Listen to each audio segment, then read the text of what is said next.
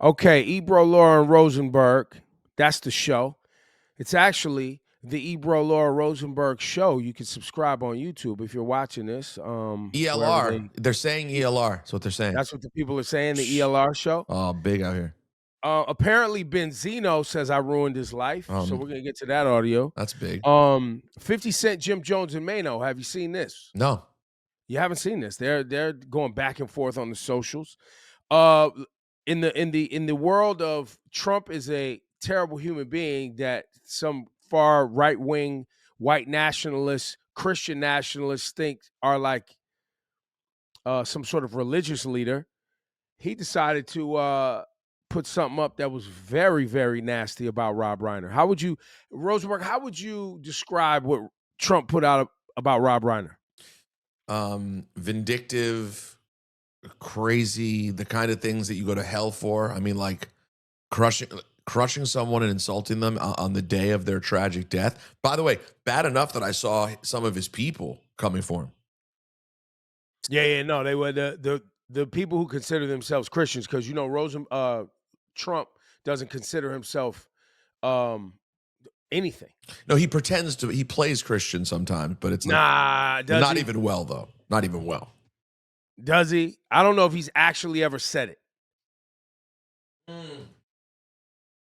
But he says he likes the Griff Bible. says, but he has Bibles. I know he has Bibles. No, and he likes the Bible. He likes both testaments. They're both great testaments.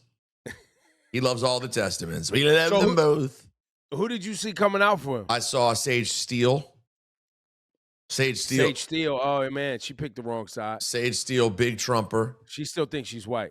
And she put up, but she's been that. And she put out a big, like, disappointed. This hurts all of the good things that you do. See, she's delusional. No. She's a hardcore. I mean, I'm just saying, she's a hardcore Trumper. Oh, what good things, man? Here we go. Here, I found the post. What good things? Yeah, but you're focusing on the wrong part of it. That's already who she is. Don't even focus on that part. That's her. No, we know there are no good things, but she thinks there's so many good things. Here you go. Here's the post. She said, this tweet is so disappointing and so unnecessary. It's comments like this that take away from all the countless great things real Donald Trump does for America. Nah, man. He said, here's Trump. Let me see Trump's post real quick. A very sad thing happened last night in Hollywood. Rob Reiner, a tortured and struggling but once very talented movie director and comedy star, has passed away together with his wife, Michelle, reportedly due to the anger he caused others through his massive, unyielding, and incurable affliction with mind-crippling disease known as Trump derangement syndrome, sometimes referred to as TDS. Does anybody refer to this as TDS? Never heard that, no.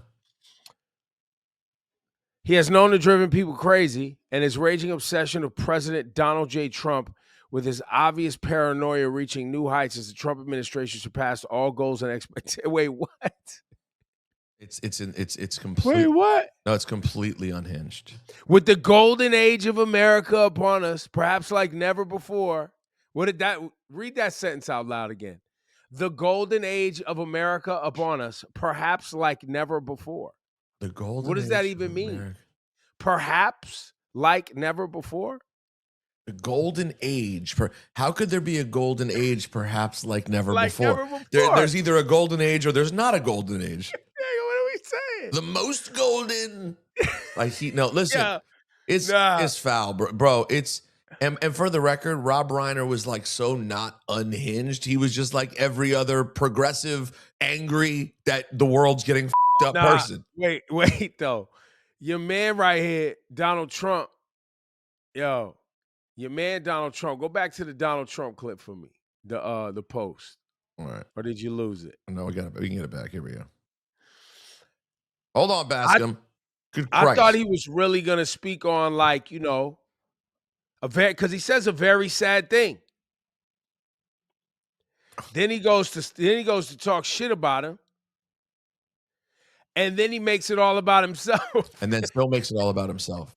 And just ends it with, may Rob and Michelle rest in peace. Yo. I will say this, though. I think Rob would appreciate that on his way out the door, the person who he considered to be the world's biggest piece of shit continued to act like a piece of shit in his death. Like, he Also, I helped prove want his to point. apologize. Yo, wait, real quick. I gotta apologize. I promised some parents that reached out Oh, that cursing? when we went to YouTube, we wouldn't be cursing. Oh, okay. Sorry. You're right. You know what? Mute that. Mute those curses. I promised that it would still be fun, family, music, and what's going on in the world. Yeah, then we're not. This isn't turning into, and I say this respectfully, but this isn't turning into the Joe Budden podcast. We're not gonna start screaming, No, cursing. listen, man, what are you talking about, man? We can't show up. Listen, we're new in this YouTube space. We're new to the internet. We can't show up in these people's house disrespecting them, Rosenberg. No, but I didn't mean that's a bad thing. But the Joe Show's an adult program. That's an adult program. This is a family program. By the way, also for the kid, for everyone out there who observes, just want to say Happy Chinooka. You know what I mean? There it is, yeah. Happy Chinooka. I have no idea what Chinooka is, but happy Chinooka and enjoy Chinooka. Have a wonderful time. That is the gasmic Smokey Robinson. Yeah, he was gasmic on that day when he couldn't when he looked at that word and was like, "What's Chinooka?" He was because why do they spell Hanukkah with a CH? Happy Chinooka. Because it's Hanukkah. Because it's actually Hanukkah. It's not Hanukkah. And the CH is not ch. It's in Hebrew. No, it's not. Happy Chinooka. No, it's not that. No, so I was thinking about Rob Reiner yesterday though. Because I'm sure there's some people who know him from All in the Family. I'm sure there's some people who know him, as just a director. I'm sure there's some people who just know his name. Yo, Ebro, I'm gonna hit you real quick. Run down the film. No, I'm gonna hit you. I'm gonna hit you with this real quick. Okay. Whew. First movie out of the gate, 1984. Director and writer. This is Spinal Tap. Classic. That's out of the gate. Like, if you've never seen it, just do yourself a favor. A mockumentary before that was a thing, as far as I know. I don't know. Yo, and them dudes from Spinal Tap, they just recently put some new ish out too, right? Yeah, well, he did that too. I didn't know that. He did the sequel, which I haven't watched yet. He did in 2025. So then he did a movie. He did The Sure Thing in 1985. Do you remember that? No. It was like all I know is it was like a sort of a sexy kind of movie starring. Hurry up and get to Stand By Me, man. We're almost there. Oh. That's a John Cusack movie. 86 is Stand By Me. He didn't write it. Stephen King did, but he directed it. And man, I got to tell you. Wait. The Stephen King? Yeah. Wrote Stand By Me? Yeah, I'm pretty sure. I never knew that. Let me look. Let me make sure I'm not making that up. I'm 90% sure. I think it's about his life. Yeah, written by Stephen King. It's a book called we should read that book. The book's called The Body by Stephen King. Oh, yeah, and it's Griff says it's a short story. So total Barfarama. Griff said it's 70 pages. So here's what hit me yesterday when so Natalie's never seen it. So we turned it on last night. And the first thing out of the gate is, Ebro, do you remember the story well? Because I know you'll love a movie, but then when we go through the story, you'll be like, what? What happened? I remember you had 4 kids. You had the fat kid. Yeah. You had the kid that was like abused by his parents' kid. Yeah, Corey Feldman. You had the nerdy kid. The main kid. Which was the main kid. Whose older brother had died recently before that. And right, and he was struggling with some stuff at home. And he comes back in the flashbacks as it's John Cusack as his older brother who comes back. And then the main kid is River Phoenix. Yes. Right? So there's always been a tragic sort of feel to go back to Stand By Me because River Phoenix died so young. And in that movie, he's so young and jumps off the screen, and then he died a few years later, right? But if you remember, Ebro, and spoiler, fast forward 20 seconds if you've never seen it and you want to watch it because it's an iconic all-time movie. They tell you that River Phoenix's character died at the beginning. It starts with the older version. Richard Dreyfuss is the old version. He's looking at the newspaper and it says Christopher Chambers stabbed in blah, blah, blah accident and killed. But then you watch the whole movie and you forget. I forgot. And then he tells the story to end the movie after you've seen this thing of That's the dead body. No, it's not. Oh. Happy Chinooka. That's Ebro just botching the whole thing. But at the end, when they remind you, and then this character you've now fallen in love with, he grew up and he got stabbed to death at a coffee shop because he tried to break up a fight between 2 strangers. Right. That's right. And then when I watched it yesterday, knowing that Rob Reiner had just had his throat slit, it just And is it confirmed that that was his son? That's confirmed. It seems completely. It doesn't seem like there's any other conversation.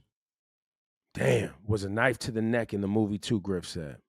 So anyways, keep going though. By the way, I don't want to. Let's not sleep on the rest of it because Stand By Me may be the number one for people. That's our the age. crown jewel. But hold on, is it, Ebro? The next I one. don't know. The next one was The Princess Bride.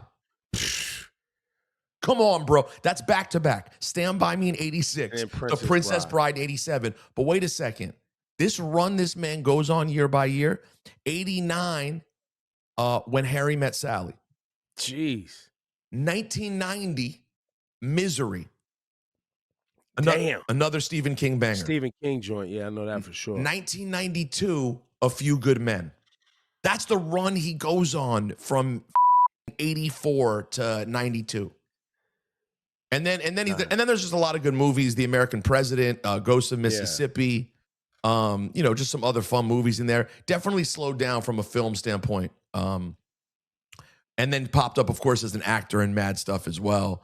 But man. Well, rest in peace, Rob Reiner, man. That's at least listen, bro. It sucks that your son became who he became and this happened to your family. There's no other way to frame that, right? Like that's just a tragedy, like in all ways, shapes, and forms.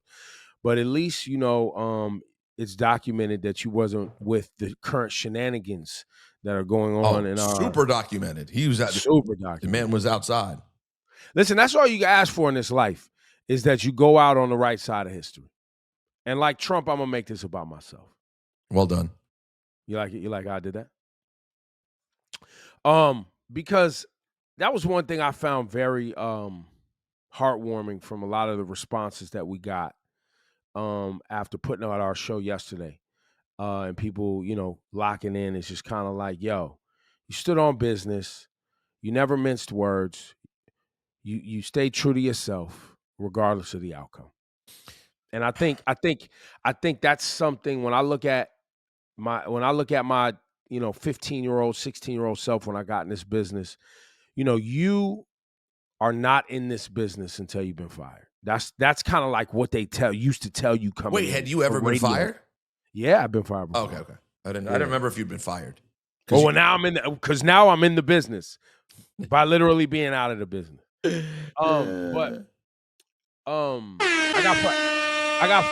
got fired from a station that I started in Sacramento, KBNB 103.5. The owner fired me. I had gone and I was working also in Portland, Oregon simultaneously. So I was doing mornings in Portland, Oregon while also programming in Sacramento between 1999 and 2002. That's right before I came to New York City. And she fired me. Black woman fired me because I refused to take money from record labels to do interviews with artists. Nah. She was like, I want this revenue stream.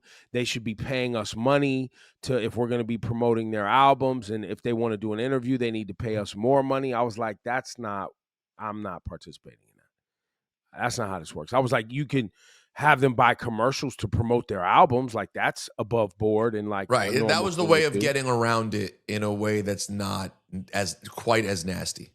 Yeah, but like, oh, you want an interview? Like, oh, you want us to promote your album here by commercial? Oh, you want an interview? Just cut us a check. Otherwise, we're not even talking to your artist. Not doing that. So she fired me. That's great. By the way, in this era, it feels like, you could probably turn that into more of a thing. Although it's happening everywhere, so. I don't know. What's happening everywhere? Firing? No, things like that. Like I was going to say, if someone ever said that to me, I would feel like I'd go to my union rep and be like, they want me to do something that I'm not supposed to do. California is not as much of a union. They have unions, but it's not like New York City. New York City's a union town. You know what I'm saying? Like certain cities, Sacramento, California, I don't see as like really. Well, and also in that era, the employees just didn't have as much power as they have today. Well, look, this is what they want. The corporations wanted to go back to, my bro. They wanted to go back to where employees don't have no power. Oh, they sure do. Hell yeah. Buckle up. Yo, before we move on from Trump and get into kind of the entertainment goings-ons,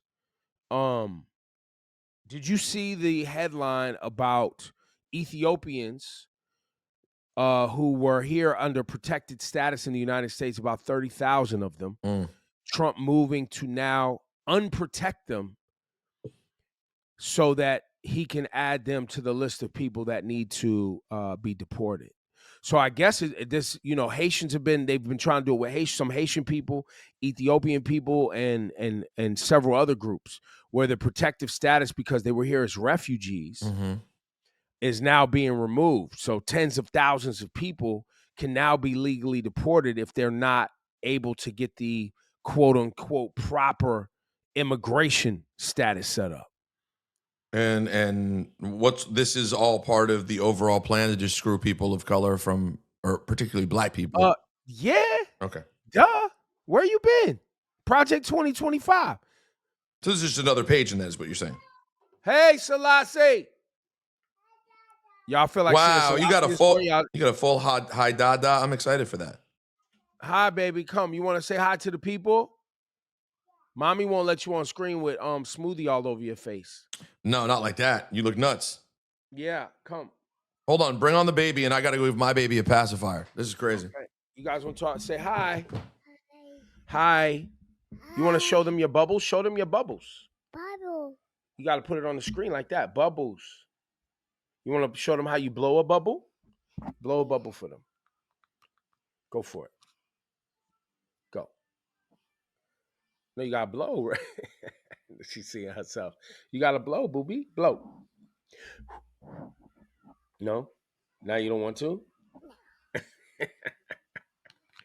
No blowing bubbles? No, why? Because that's what the people want. You're such a mischievous. What? Well, you want to say something? Go. Say, I love you. Say, good morning. Say, happy. What's your favorite movie right now? Mommy. Which one? Moana? Or what's your best? What's the happiest movie you watch? All done? Okay, go. Go to mama. All done. Say love you. Bubble. Okay, you can have your bubbles. Here. Huh? Huh? Bye. Say bye. Bye. Damn, I missed her best appearance. She was in and out. Yeah, but she was dropping gems, talking, saying whole things. Yeah, she was in and out. She was saying bye. She said bubbles. She wouldn't blow bubbles. But she said bubbles. But she said bubbles. Yeah, Normally she blow bubbles, but you know what we gave Maya for Hanukkah yesterday? What's that? The Elmo cell phone. Ooh, that's lit. You have one of those? I don't think we have an Elmo cell phone. We have Elmo that talks though. That's what this so it looks like a cell phone. So she wants to grab it just like a cell phone. And when we took it out of the packaging, we acted like it was for us. We're giving it back and forth, blah blah. And then when she wants, we're like, no, this is for us. And then we're like, oh, fine, you can have it. And she was calling the Count. She's calling Grover. I mean, she doesn't even know she doesn't even know who these people are yet, but she's able. She's calling them though. But she's calling them. And listen, the Elmo thing. So the Elmo thing's big. Like no, Elmo's girl been over here, Selassie will be like Elmo. She point to the TV. Elmo, Trolls, Moana, Lion King, Paw Patrol has opened. She's on Paw Patrol now. That's a thing too. So she has TV viewing. She got a little crew here in the building. They had a little holiday party yesterday. Oh, there's a crew. There's like 4 of them. They hang out every day, and they had a pajama holiday party yesterday. Whoa! Yeah, they sure did. It's friggin' lit out here. No, she got a little squad. We're deciding whether we're doing a full like birthday party with kids, or if we're just gonna have like a birthday party with mostly adults and like a couple of children who come with that. But like, do we need to have it at a kids facility? No. Like she doesn't have friends yet. No. Like she's too small. And she's too small, so it's not for her. I told Natalie, I'm like, it's nice if you want to do it, but it's just us paying for a daycare day for other people's kids. It's not for her. No. Well, they do have some kids spaces. Matter of fact, the place that helped Miss Rachel is on the Upper West Side, and it's Black owned. And so when Miss Rachel was trying to throw a birthday party for the young girl who lost her legs in Gaza, and she got the prosthetics and brought her over here to the United States, and people were turning Miss Rachel down and saying that they didn't want, whatever, for whatever reason. And we know what it is. We know the reason, yes. There's this place on the Upper West Side that reached out to Miss Rachel and let her do the party there. You should absolutely be up in there and support that place. What do you know? You don't know what it's called? Let me look back on Miss Rachel's page right now. Griff, if you're in there paying attention, can you find that on Miss Rachel's page? Because I DM'd that business and was like, listen, it's gonna be a long haul for you. Because you supported Miss Rachel when people are trying to like come for you. Let me see. Yeah, her name. Shout to Raha from Gaza, and her mom, Isra. They got her medically evacuated from Gaza. The place did? No, Miss Rachel did. Yeah. Miss Rachel and a bunch of people. But I was just seeing that on Miss Rachel's page. Play Street Museum. Yeah, I remember that on 805 Columbus at 100th Street. I'll check them out. Yeah, Play Street Museum. But I still don't. I still don't know. That's just like a That's just like yeah, it's just a place. But I think it's still too big for. Yeah, for a 1-year-old. I don't know if we need that. No. But what you should do is Natalie, have your own party. You need to throw a party for her, right? For her, but first I have to encourage her to not want to have make it a big thing for kids. No, you just take control and say, "Hey, this is what we're doing, bro." Yeah, let's pick a location that's nice. Be the man of your house, man. Yo, man, I'll try and plan this little kid's birthday party, man. Well, what she needs is a space where her mom can decorate. That's all she needs, because her mom will go crazy. That's all we need. Her mom will go crazy and do the thing. Yeah. But I think the point of it really is to celebrate Natalie. So, well, listen. Shout to Natalie. Shout to Play Street Museum. Shout out to everyone with kids. We love you guys. And please subscribe too and share with a friend. Ebro Laura Rosenberg show. We had a good first day though, man. How'd we do numbers wise? We did great. At last I saw, we were up past. I'm gonna look right now, but past 13,000 subscribers in a day. Wow. I've launched a lot of little things in my life, channels. Yeah. 13.9 thousand. Wow. And there was like 200 prior to yesterday or whatever. The video itself is at almost 50,000, which for a channel that has 0 followers, 0 algorithm help, 0 anything, that's a sizable number. Obviously it helped that, one of the biggest artists in the world, pseudo threatened to kill you. That helps. You know what I mean? Yo, you still running with that? Well, I said pseudo. I said he pseudo threatened to kill you. Murder of Jace? Although someone said, Bascom said that some people said die slower is actually a nice thing. It's like more life. Well, it's more life while suffering, though. Oh.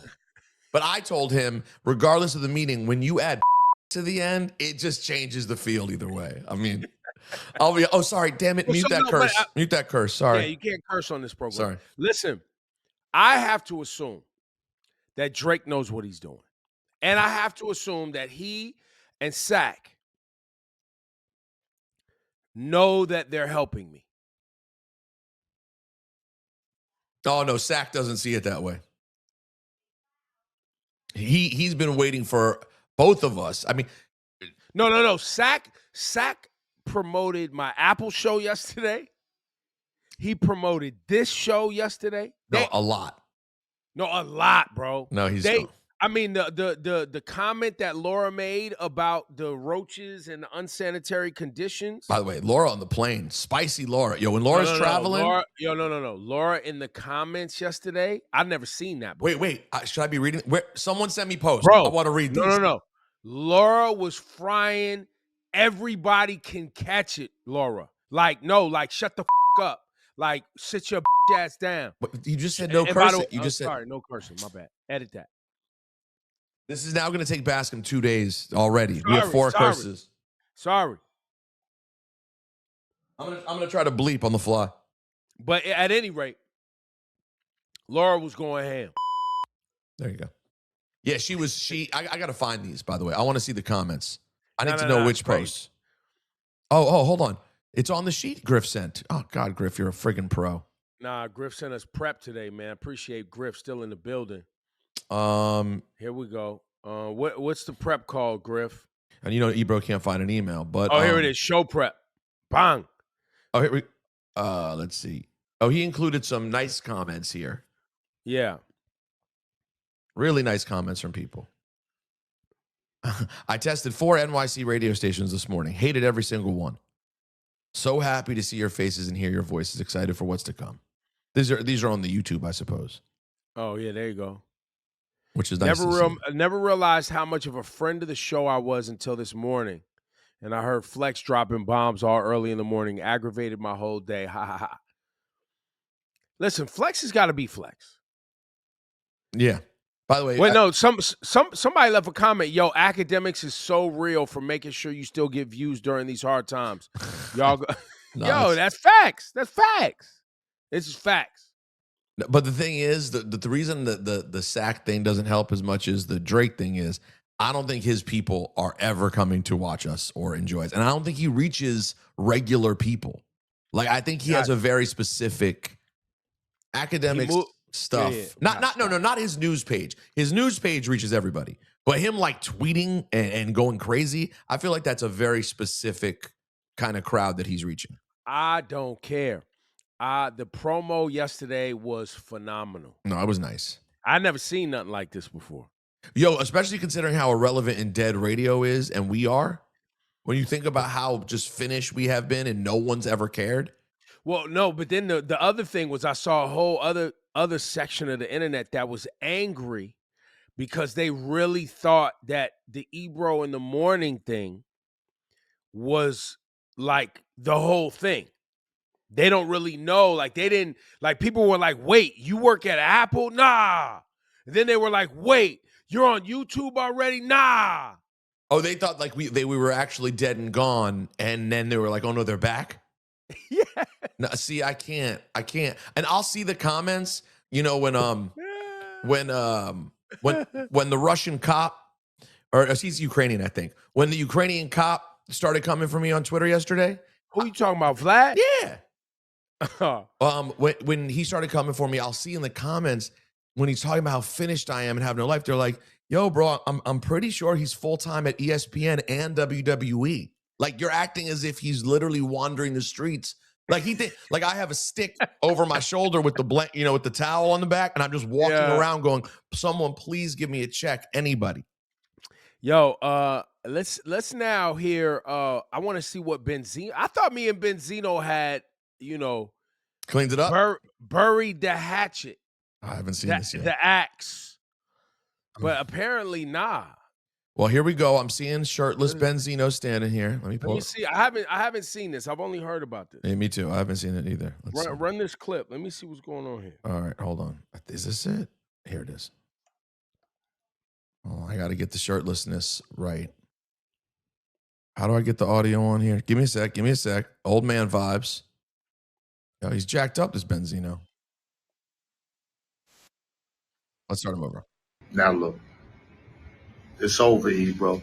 And in my opinion, when you took over Hot 97's program director, you, Rosenberg, and y'all New York hip hop up. Y'all New York radio, New York hip hop up.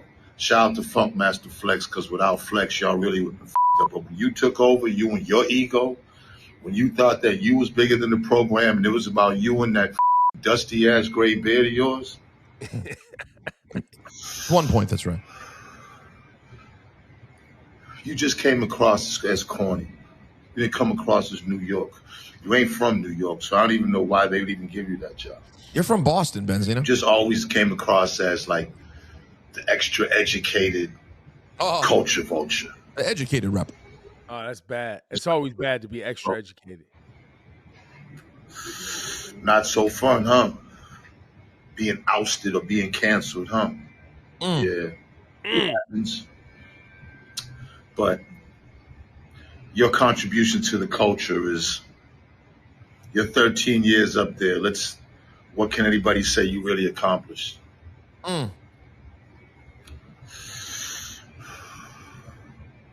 13 years was a decent run, Ebro. Wasn't like mine's at the source at 19 years, but you know, I'm sure there's a job for you out there. You know, culture vultures love hiring culture vultures, so you'll be all right. But he's already. But listen, I just want to say, Rosenberg, you always been corny as. Oh, I don't even know the ladies, so no disrespect. Rosenberg, you always been corny as. I don't even know the lady, so no disrespect. Well, that's nice. yo, I don't even know the lady, so no disrespect. We need is a drop. Can we still do drop? That's facts. I need that. Benzino, I keep talking. I need this baby. I'm here. All right, no, I was just gonna say, Benzino, listen, sir. I thought our issues from when y'all really tried to run down on me when y'all was at the source and tried to force me to play your whack ass music. I thought we had put that behind us. I thought we was in a good space. I'll tell that story if this keeps going, give people something to chew into. But yeah, we had situations before. But 13 years, I've been at Hot 97 since 03, bro. So yeah, I think you're mixing the Ebro in the morning and the program director thing, and like I don't even know what you're talking about. And then it's at some point we're gonna get into the number of artists from New York City that Hot 97 supported throughout the years. It's never been about me. It's always been about artists and songs coming through Flex's show, Camilo, shout to Enough. It's always been about the DJs. And you can ask any of the DJs up there. It's always been about the DJs and giving people shine. Or the many artists that we put on Summer Jam. Or the many artists that we put at the Who's Next event at SOBs. It's always been about that. So I don't really know where people get this narrative from. But well, I do know where they get it from. They get it from me and 50 Cent going back and forth with each other. Shout to 50, which we got to get into his current new issues on social media. But 50, I told 50 he ruined New York hip hop. He spun it back around on me talking about I ruined New York hip hop. And then all of his fans and fanatics ran with that. But first it was 50 Cent who ruined New York hip hop. Y'all know. Nobody wanted to work together. People who was already popping in the city was like, everybody was hemming and hawing and soft shoeing because nobody wanted to work together because 50 Cent was so popping. So that's where that narrative comes from. Now, Rosenberg, if we were to really go through the documentation of the amount of opportunity given to New York rappers in my term or in my tenure at Hot 97, how do you think I would fare when you really grade it? Well, I mean, there's two different tenures for you, obviously, that are it's relevant to point out between being program director and on air host. People also don't understand that's two different jobs. Start there. Wait, hang on. This has to be more professional. You're in dad mode. Sorry. So there's two things. One, you were program director. That's one era. See, this is the problem with the young rappers. Just want to grab What's up, mic. MJ? You just want to grab the mic, but you don't have anything to offer yet. You haven't gotten your skills up. You haven't lived enough life. Yeah. I think that none of these people who talk have truly any idea whatsoever. A, how the game even works, but B, what the stuff that we did and do and that you did and do. Like, what are they basing it on? But the whole narrative. I mean, listen, it's also your fault. So hit the. We don't have that button, so hit this. Happy Chinooka. Hit the Happy Chinooka button because you ran with the narrative because you thought it was fun and good promo. But no, I love it. I mean, but it was me and 50 going back and forth. Right, and that's a fun thing to do. But the truth is, it was a completely invalid statement. It was 50 being Trump, which he is in a lot of ways. 50 was Trump. He knows he divided hip hop, and so he turned it on someone else. It was complete nonsense, but you ran with it because it was fun.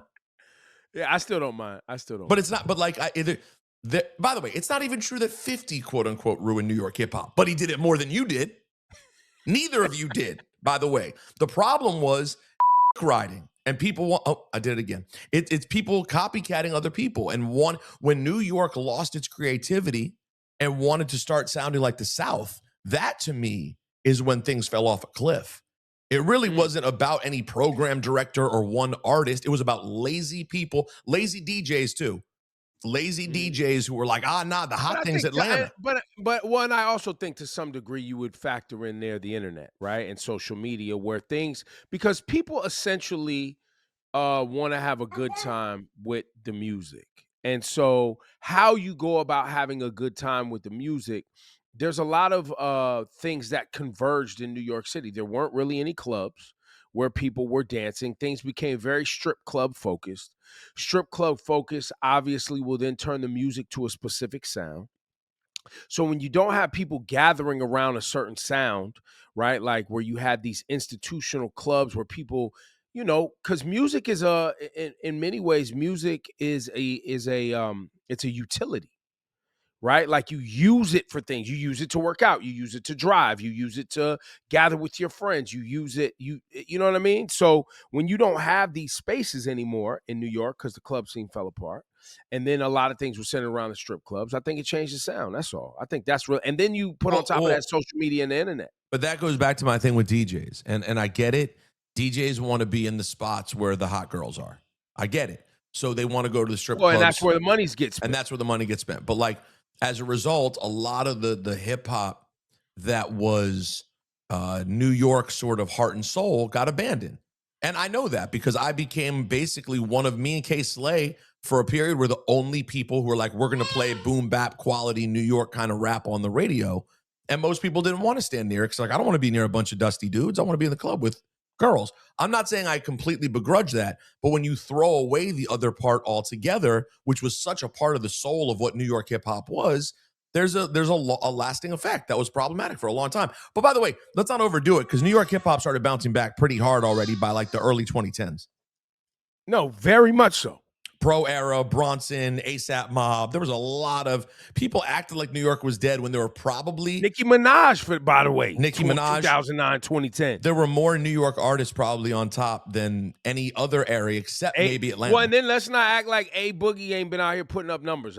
Look, they may not be all but that the lyrical miracles, but it ain't the rap part though. That's the thing. That's just like I like A Boogie, but it's not rap. No, they just say New York artists. They say New York.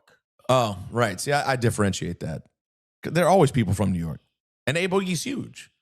But like, I didn't know any adults. Because then you're also having an adult conversation. Let's be honest. What kids are even having this conversation? Some adults they're not having this conversation. Right. Some adults need to realize that radio station, Hot 97, ain't for them. Yeah, no. But also, I mean, listen, this gets back to why I was okay with the end coming. Because the place that we knew and loved, I mean, let's be honest, it died a long time ago. And even though it was always a business, but it got worse. It was always a business, but MS Communications empowered you as program director. Yes, I am not claiming that Rick Cummings and Jeff Samulian and these people who owned MS loved hip hop. Of course not. But they empowered and trusted the people who knew to at least do their thing, and that's been gone. But they love radio, and they loved radio. They loved radio for sure, and they love what radio means to the community. Correct. That it's supposed to, and serve. That all went away. Yeah. Well, I do think it's important too. I'm glad we got to this point, and we're gonna wrap for today. Here's pretty soon. I found myself really having to dig into why I still showed up to do that show, even though like the money, it wasn't like the money is like was irrelevant. And even for yourself, you got ESPN and WWE. There was many times where you were like, all right, guys, I'm done. They're not redoing my deal. They're like this is ridiculous. Or just decisions they made. You were like, what? Huh? Who? I'm leaving. Yeah, I was the many times Rosenberg would come in and be curmudgeon. like, yo, I'm done. And I'd be like, nah, chill. A lot. This we're talking about at least for a year, if not two. The commitment and connection that we had to the commuters in New York City, I feel is a very special thing, right? To wake up and say, yo, I just want to help somebody, get some info, laugh a little bit, crack some jokes, and get them to work in a city where it's excuse my language, see, in a city where it's hard enough was like the reason I did it. And many mornings I got up and I was just like, yo, let's help people get to work. I would literally say that to myself. I know it sounds corny. I'm corny, whatever. But that's really what my commitment was. And I felt like it was reciprocated by the audience based on our ratings. And when we would walk around and the delivery guys and the doormen and the firefighters and the ambulance drivers and the bus drivers and all that, that's like really that's motivational to me. And you're talking about, what you're talking about is getting love from real New Yorkers with jobs who are out and about doing their things. And the thing is, the Benzinos, the academics, the people whose life is spent looking into a phone and not being a part of the community. I mean, in some cases, these people don't even leave their house. You don't understand the impact that we were having. So you're like, we don't see you being hot on Twitter. No, I mean, we literally didn't. Our radio station never once paid for digital marketing. You weren't getting served, Ebro, in the morning clips on your thing. But all it took was us walking out in the street every single day to feel the impact. And that's the part that's going to be hardest, because I know we're going to lose some of those people and they won't find us again because they're not podcast people. And that's tough. Hopefully. So here's our plan, or here's what I would like our plan to be. I'm still trying to get buy-in from Rosenberg. I don't know if he's there yet. I would hope that we could go live every day or most days, but I think it would have to be every day to build consistency at 8 a.m. on YouTube. And so when people are in their car, they can literally Bluetooth to their radio, Ebro Lauren Rosenberg at 8 a.m. And you could drive, and we could go to work together. We could still get that going. And this would be starting January 5th? Or after, maybe like the 15th. Or the 12th. The 12th is the next Monday. Yeah, something like that. Okay. And the 5th then or the 12th. And then we would also be supplying to the channel interviews and things. All those other things would also still go up on social. And that would be the play, where we every day we could deliver a 45 minutes to an hour live, get people to work, have some fun with them. And then, and we could we'll figure out some new shenanigans. A lot of the stuff that we created at the last show, I don't know how much of that stuff we could use. Because I don't think any of it. It would have to be all new names. The way those contracts are written, they can take all that. Yeah. Anything you create over there, they can take. So, and by the way, it's crazy. It's just so. First of all, I'm buying in, down with this plan. Obviously, I mean, listen, just for transparency. Griff says he got new names for everything. full but so a lot of, and I gotta put a pin in that, Rosenberg. 1 second. Okay. What you guys heard on that show, we as a collective wrote and performed. Right? Like the funny, the bits, the whole thing was this was our production. We did that for them. Oh, that's a good one right there. What? He says the gurus become the original gurus, the OGs. The OGs is crazy. No, that's tough. That's tough. So you guys can still email. What's the guru email? Well, we can't. We need a new one. Oh, damn. Because that was based on Ebro in the morning. Oh, God. Although you own that website, but I don't know how that works. So we'll figure that out. They can send us a cease and desist if they want to get active. So. And then that's just a waste of money and for no reason. But I do have to say, he said congrats could just be the button. Hit him with the button. And then we can figure out what that button is. Like I said, today the button is simply Happy Chinooka. But the congratulations you played yourself, that's Khaled's. Right, for sure. It certainly wasn't ours. We just used ours. That's Khaled saying.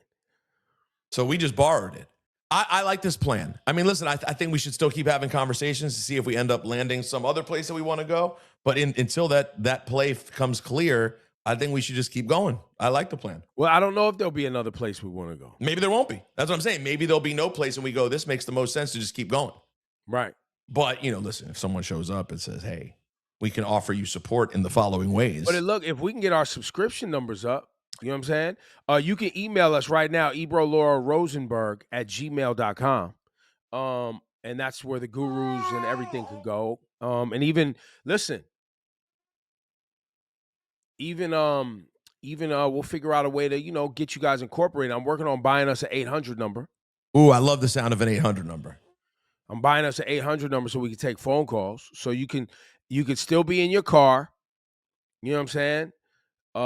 And you can be, listening to the show. Well, I want to finish this thought. I'm putting this baby down for 5 minutes and we'll close out uninterrupted. And if she wants to cry, she can cry, all right? Mom went to go work on our old apartment that we got to get rid of.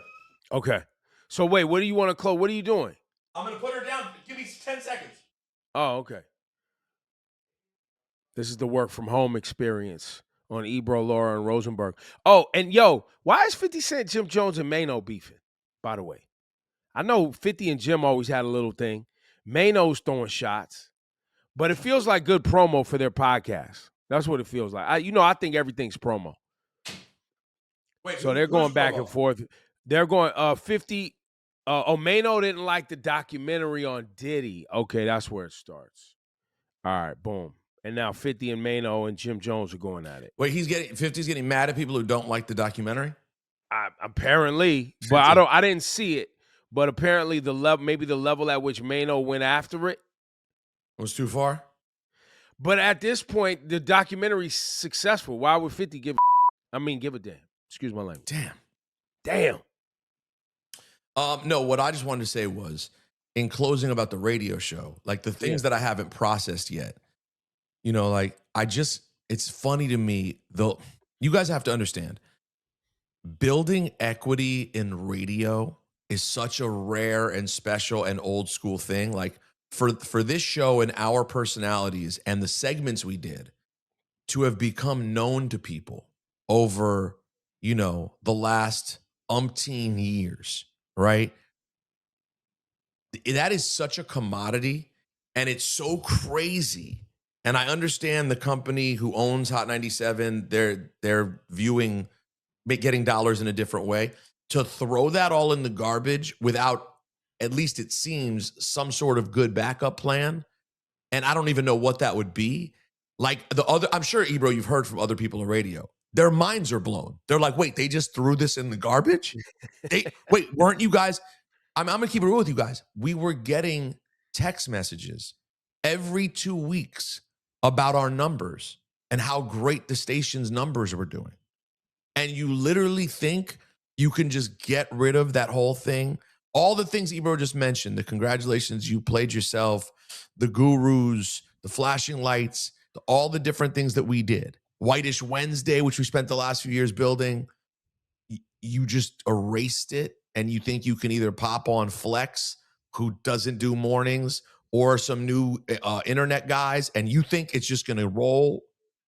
It's just embarrassing. Like, it just is really embarrassing. But maybe it was a rip the Band-Aid scenario. Maybe they were just like feeling like, hey man, like, when's this ever getting better? These guys don't really like us. They don't really want to work with us. Because the truth is, we weren't ever gonna, as Ebro said in a very Ebro way, with a joint in his mouth and his SUV, we weren't gonna capitulate and do the things they wanted.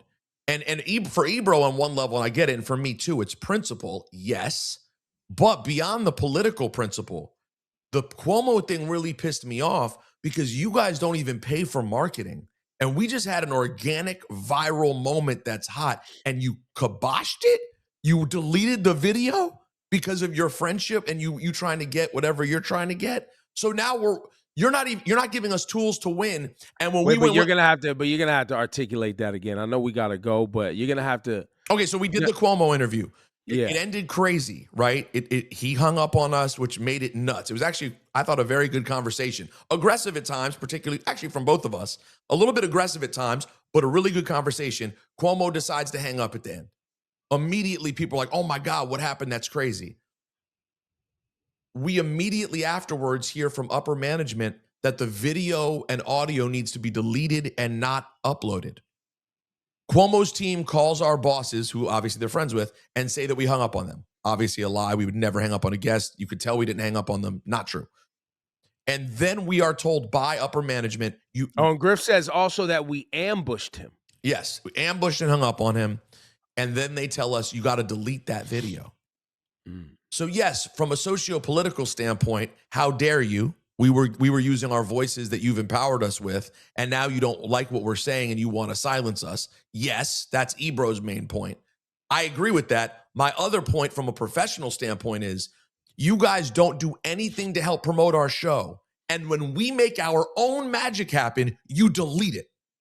I don't want to be here anymore. I can't win. You already don't pay. iHeart is paying. Joe Budden's company is paying. People are paying to get eyeballs on their content. We've never had that. All we can do is try to create our own, and we do it, and you delete it? Well, I don't think a lot of people realize that either. Is people know us because of our hard work, and we were associated with a legendary brand. But there was no active investment in what we were doing on the internet. That's never happened. But Ebro, there hasn't been a program director in 2 years. Hot97.com. Yeah. Hot97.com's YouTube channel. Uh-huh. I started. Oh, I believe that. Of course you did. Wait, they still got our videos up on the hot97.com? Yeah, of course. No, I don't mean on the YouTube channel. I mean it's still on their website. Yes. Like when you go there. I bet the talent's gone though. Oh man, we're all gone. Of course. Yo, by the way, y'all look nuts up here. This looks absolutely nuts. Stop, man. Stop. You don't have to do that. No. I'm just saying. I don't think a lot of people realize the level of work that went into what we have today, and even making the digital presence of that radio, of that brand, a thing. So, but listen. This is what happens when you work for companies, guys. This is how it goes, and so there is a reciprocal relationship, right? Because to some degree, they benefited, or to a major degree, they benefited for our time investment and our talents. And to a degree, we benefited as well. Yeah, of course. And listen, and that's how it works. It was my life dream to be at Hot 97, and I got to be there at the end of the glory era and have a run that was still really felt like Hot 97. And then I don't know, sometime like at it's the post-COVID. It was post. Well, it was sometime during COVID. It started to shift. But COVID was weird anyway. But remember the 395 Hudson Street location. Well, we went back to it though. We went back, but then it was a wrap. Yeah. That was the real end. The end of 395 was the real end. Yes, that's right. Like that's what it didn't even. And can I be real? It also coincides with like the death of Mr. C. Yes. And like just some things that were like Fat Man Scoop, and we're Jay like, Slay. Yo, bro, think about that. Like the station literally died in ways. Like, and I always felt that the heart of the station died with Mr. C. Even though he was gone from the station at that point, it's just hard to explain. Like he like his energy was he kept us honest as a brand. You know what I mean? Like from a keeping it culturally relevant standpoint. No, he fought for it, man. He fought for it. But we had other losses, bro. We lost losing Carly Hustle when they cut her job and she ended up with you at Apple. The death of Chris Nadler. All of these little things, but what you're talking about is people who actually believed in the work we were doing on behalf of the culture we love and the community we serve.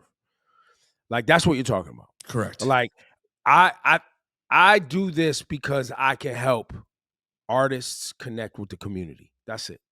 That's the joy for me. Because I could easily be in management and just manage people or be an executive. Yeah, but you bring a different energy to this thing. And frankly, that's the thing that I wouldn't bring, for example. Like I know, like I love the community and I think I'm a very regular person who connects with people a lot. Certainly on my music side, I do. But like you're driven by I want to alert people to what's going on. I care about that stuff and I can get very serious about it, but I won't lie and say I wake up and it's my first motivation. My first motivation is like, I just want to like laugh or point out something big in the news and get it off my chest. So the combination became really dope. You know, it's well, that's why we're here. We got something fresh for the people. You know what I'm saying? Keep the people going. Now I am going away though, Ebro. I'm going to Vermont tomorrow. I might leave. So I'll see you next week. We'll get active next week. So you want to? What day's Christmas? Oh, perfect. No, you know what we'll do? We'll run it back. We did Monday, Tuesday this week. Let's run Monday, Tuesday next week. Well, I think the other thing on that is we just need to keep You know, we need to keep our reps up. Right. We got to work, bro. Listen, make no mistake. We got to work. This ain't no layup. Listen, I'm on. We got to earn. We got to earn people's views. Yep. You know what I'm saying? We gotta be consistent in their life. We're gonna have to get people who are accustomed to just turning their car on and the radio pops on. You know what I'm saying? To actually go, oh, wait, I need to go look for them. I got to hit another button now. Like, these are things that people are not accustomed to doing. And right? That's the thing that people forget is like, you're accustomed. You pick up your phone, you go to IG, you go to TikTok. Some people go to YouTube. Like, that's where they go. Like, these are their sources. But there's a significant population that supported us. That's not what they did. Correct. They woke up, they got in their car, and they now just turned the radio on. And now it's they're hearing something completely different. Well, and that's what the people who own radio stations know, is that they have people top of mind. We don't necessarily have people. They think about us, but they don't think about how to find us. Correct.